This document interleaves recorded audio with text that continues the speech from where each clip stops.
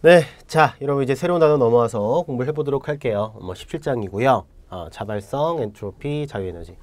이제 공부하다 보면은 이 부분이 최근에 이제 그 고등학생들도 화학 교과 과정이 개편되면서부터는 이 내용에 대해서 좀 내용을 다루기는 해요.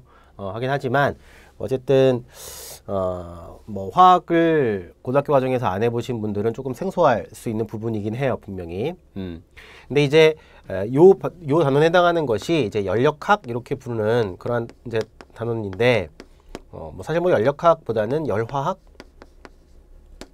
우리는 화학을 다루는 거니까 뭐 큰 차이가 있다고 보기는 어려워요. 근데 이제 보통은 연력학 하면은 이제 보통 이제 화학적으로 이제 나누면 이상기체의 어떠한 여러 가지 연력학 과정들에 대해서 논의하는 경우가 좀 있고요. 열화하게 되면 어쨌든 이제 어떤 화학 반응, 변화를 이제 가지고 얘기하는 경우들이 있거든요. 물론 이제 물리에서는 연력학을 가지고서 뭐 여러 가지 엔진에 대한 부분들, 뭐 이런 것들 다루긴 하지만, 기본적으로 우리는 이제 화학 반응에서의 어떤 변화를 살펴보는 것을 위주로 가게 될 거예요. 어쨌든 이 단어는 기본적으로 어떠한 그 과정이 아니고요. 결과론적인 얘기예요. 결과론적인 얘기이기 때문에 좀 이따 다시 얘기를 하겠지만 속도가 아니고요. 평형에 대한 얘기를 다룰 거예요. 자, 전체적으로 한번 어떤 걸 공부할지 한번 볼게요. 여기 보면은 뭐 어떤 자발적으로 진행한다. 우리가 이제 어떤 반응이 자발적이냐 비자발적이냐 얘기하거든요. 그런 것들이 어떤 얘기들을 언급하는 거냐를 살펴보고, 그 다음에 여러 가지 이제 엔트로피에 대한 얘기, 우리가 연력학 제1법칙은 했어요. 그래서 이번 단원에서는 어떤 자발성에 대한 논의를 할 거고, 그러한 논의들이 연력학 제2법칙에 해당하는 거거든요. 그런 것들 보고, 그 다음에 여러 가지 이제 엔트로피에 대한 부분들을 어떻게 계산하는지, 수식적으로 어떻게 계산하는지, 정성적인 부분들, 정량적인 부분들 살펴보고요. 그 다음에 이제 화학 반응이라든지 상변화에서 어떻게 엔트로피를 다룰 것인가에 대한 부분들 볼 거고요. 이제 이런 것들 이제 깁스 에너지라고 하는 것으로 이용해서 우리가 이제 개의 어떠한 연력학 함수를 가지고서 이제 판단하는 그런 방법들이 있거든요. 그런 것들 이제 살펴볼 거고, 그 다음에 이제 여러 가지 이제 온도에 대한 어떤 의존성이라든지, 평형이 어디로 이동할 것이라든지, 이런 것들을 우리가 이제 이미 앞서 화학평형에서 르샤틀리의 평형 원리라든지 이런 내용들을 보고서 살펴봤는데, 이런 것들을 이제 에너지적인 관점에서 또 살펴보게 될 것이다, 이렇게 생각하시면 될 것 같아요. 그리고 이제 제가 참고로 뒤쪽에다가 이제 요런 거 이상기 전력학 과정도 좀 추가로 넣어놓긴 했는데, 뭐 이런 것들을 하시는 교수님도 계시고 하시지 않을 수도 있어요. 왜냐면 일반학 교재에 이런 내용들이 이렇게 자세하게 나와 있지는 않거든요. 근데 이제 최근에 나오는 여러 가지 공식적인 시험에서는 이런 이상기체 어떠한 변화에 대해서도 물어보고 있기 때문에 그런 내용들을 좀 추가적으로 넣어놨다라고 생각하시면 될 것 같아요. 그러면 먼저 연력학에 대한 부분들, 뭐 어떤 걸 다루는 건지에 대한 부분 좀 살펴볼게요. 자, 여기 보면은 연력학 속도로는 분명히 차이가 있는 거예요. 속도는요, 일종의 뭐냐면 과정에 해당하는 부분이라고 보시면 돼요. 근데 연력학은 결론이에요. 결과예요, 결과. 그러니까 우리가 반응이 일어날 때 속도로는 뭐였죠? 얼마나 많이 만들어지니 적게 만들어, 이런 거 얘기하는 게 아니었어, 그지? 얼마나 빠르게 만들어지니? 이런 거란 말이죠. 근데 연력학은 뭐냐면, 결론적으로 얘기하면, 그래서 이 물질이 이 반응을 통해서 만들어지니? 안 만들어지니? 그러면 이 반응 결과물로 생성물이 만들어졌을 때 그것이 처음에 반응물과 비교했을 때 얼마나 잘 만들어질 수 있는 거니? 이런 것들을 논의하는 거예요. 그러니까 결과적인 부분들을 얘기하는 것이 연력학이라면, 과정에 대한 부분들을 얘기하는 것이 속도론이다. 그래서 이제 여기서 보게 되면 속도론은 과정에 해당한다 이렇게 돼 있죠. 그죠? 반응이 얼마나 빠르게 또는 느리게 진행될지 예측한다예요. 결론이 어떻게 될지 몰라.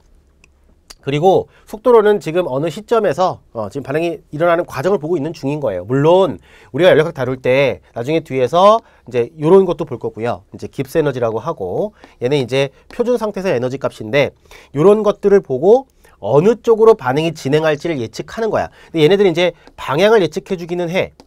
방향을 예측해 주긴 하는데 빠르기를 얘기해 주진 않아. 아시겠죠? 자, 그래서 연력학은 결과에 해당한다. 그래서 어떠한 반응의 자발성을 예측한다. 우리가 자발적이다, 비자발적이다는 어떤 화학 반응이 주어진다면 이러한 정반응을 기준으로 얘기하는 거예요. 정반응을 기준으로 얘기한다. 그러니까 물론 이제 문제를 출제하시는 분들은 그럼 역반응은 자발적이야, 비자발적이야 물어볼 수 있지만, 우리가 기본적으로 논의하는 자발성에 대한 측면은 정반응을 가지고 얘기하는 것이다 라고 일단 판단하시면 되고요. 연력학은 반응의 자발성을 예측할 수 있도록 하며 반응 속도에 대한 정보를 알려주는 것은 아니다. 그럼 이제 여기 보면은 이 처음에 반응 물질 있죠, 그죠? 그리고 생성 물질이 있어요. 그래서 이런 반응이 전체적으로는 지금 무슨 반응이냐면 델타 H 값이 0보다 작기 때문에 이 반응은 발열 반응이네요. 그런데 자, 우리가 여기를 쳐다보는 게 뭐지? 이게 활성화 에너지죠, 이게. 그죠? 여기를 쳐다보는 게 뭐야? 얼마나 빠르게 되고 있는지를 보는 거야. 그러면 요 상태와 요 상태를 가지고 이 반응이 어떤 방향으로 진행하는지, 어떤 조건에서 자발적으로 일어나는지, 비자발적으로 일어나는 이런 것들을 살펴보는 것이 연력학에 대한 얘기예요. 자, 자발적인 과정이 있는데 자발적인 과정이라고 하는 건 뭐죠? 외부의 도움 없이 스스로 진행될 수 있는 거. 그러니까 현재 조건에서 진행될 수 있는 걸 얘기하는 거야. 그러면 여기 보면 자발적 과정은 외부의 도움 없이 진행된다. 이렇게 되는 거야. 우린 자발적인 반응이라 그래. 그럼 비자발적인 반응은 뭔데? 외부의 도움 없이 일어날 수 없는 반응이야. 우리가 이제 이거랑 관련해서 나중에 전기화학에 가면 이제 화학전지라고 있는 게 있는데 거기에는 두 가지가 있어요. 뭐 아시는 분들은 또 아실 수도 있고 갈바니 전지, 뭐 이거는 뭐 볼타 전지 이렇게 해도 돼요. 그 다음에 자, 전해 전지. 이건 일종의 전기 분해예요. 그래서 이 반응은 자발적으로 일어날 수 있는 반응을 이용해서 전기 에너지를 뽑아내는 거야. 화학 반응을 통해서. 어떠한 자발적으로 진행할 수 있는 화학 반응으로부터 전기를 뽑아내는 거고요. 전해 전지라고 하는 것은 자발적으로 일어날 수 없는 화학 반응, 즉 비자발적인 화학 반응을 외부에서 에너지를 공급해서 일으켜주는 거야. 뭐 이런 것들 얘기할 수 있다는 거지. 자, 되겠죠? 그래서 얘는 자발적인 과정으로 진행되는 거고요. 얘는 비자발적으로 진행되는 거예요. 아시겠죠? 물론 이제 우리가 좀 이따가 자발적인 반응, 비자발적인 반응도 얘기할 거야. 근데 사실 이제 화학 전지에서 갈바니 전지는 자발적 반응이고요. 이제 전해 전지는 비자발적 반응이에요. 자, 여기서 보게 되면 화학 반응은 비가역 과정이래요. 도대체 무슨 말인지 모르겠어요. 사실은 우리가 이제 가역 과정이 있고요.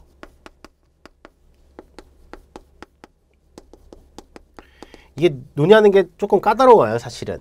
근데 가역 과정이라고 하는 건 뭐냐면, 가역 과정이라고 하는 거는 어떤 상태에서 출발해서 갔다가 다시 돌아오는데, 요때요, 갔다가 온다고 해서 무조건 가역 과정이다 그렇게 하면 안 돼요.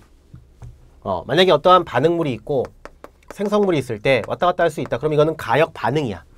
가역 반응이긴 한데 처음에 출발했을 때의 상태하고 다시 생성물로 갔다가 다시 돌아왔을 때의 상태는 분명히 다르다 이거지. 그래서 이거를 비가역 과정이라고 하는 거야.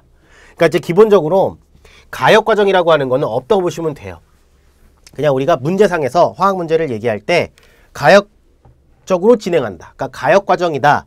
가역 반응과 가역 과정은 달라요. 가역 반응하고. 무슨 말이냐면 자, 비가역 과정에는 가역 반응도 있고 비가역 반응도 있는 거야. 근데 우리가 이제 논의하는 것 중에 이제 아주 그냥 극단적으로 일반화를 시켜서 꼭 그런 건 아니지만 반응물이 이렇게 생성물로 가잖아요. 이렇게 화살표를 표현할 수 있죠. 이런 것들은 다 비가역 과정 보시면 돼. 우리가 화학 반응을 얘기할 때 이렇게 화살표로 표시할 수 있다. 그러면 이렇게 표현돼 있어도 이거는 비가역 과정이야. 아시겠죠? 비가역 과정이다. 그러니까 물질이 반응물질 반응의 생성물로 갔다가 다시 또 돌아오는 역반응이 있다 할지라도 처음에 출발 상태와 갔다 온 상태는 다르다는 뜻이에요. 아시겠죠? 그래서 그것이 비가역 과정이야. 그러니까 가역 과정이라는 건 출발해서 왔을 때 그대로 똑같아야 돼. 근데 그렇지 않다는 얘기지. 아시겠죠? 자, 그래서 화학 반응은 비가역 과정이다. 비가역 과정에는 가역 반응도 있고 비가역 반응도 있다. 엔트로피라고 하는 개념은 무질서도의 척도다. 뭐 이런 얘기인데 가장 큰 존재력을 가진 상태가 되도록 자발적으로 진행한다. 자, 이거 좀 이따 다시 한번 얘기를 해볼게요. 자, 이런 거 당연히 통계 연력학이야. 이런 게 이제 W라는 게 이제 가능한 이게 미시적 상태의 수예요. 미시라는 게 뭐야? 작은 거 얘기하는 거죠, 그죠?